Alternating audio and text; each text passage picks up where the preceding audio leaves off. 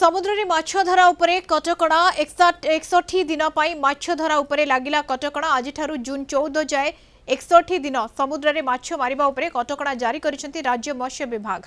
मत्स्य संपदर वृद्धि पाई एभली पदक्षेप ग्रहण करा जायछि। वर्तमान माछ मानकर प्रजनन समय चलिथिबारु कटकणा जारी करा जायछि।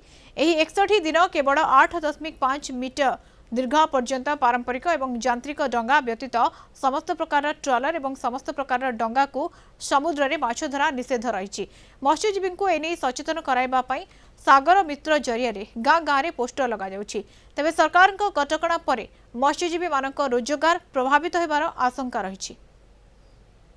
यूनिफॉर्म बैन पीरियड पे लोक मानक आवर कराइतिला जे 8.5 मीटर डंगा एवं नॉन मोटराइज डंगा जाक चालित हो पार जी यांत्रिक डंगा अच्छी से मना कर कारण समुद्र अशांति रचर प्रजनन हम बोली मना कराई जनावे समुद्र को जातु ना तमें न गले माछ जाक बढ़ तमें बेले वंचित हम बोली जना दि जाए माछ तो मना कर माछ मारे खाइबे ना है न माछ मारे कौन जीव कहतु आमको ना खाम दिखाँ आया फोर्ट रो किसी काम ना आमको सरकार कौन देवर अच्छे कौन फिक्सिंग देले कौन भी मास को केते देले तार एट हम ना रही व्यवस्था हम ना आ केमती खाइबे लोक कहतु।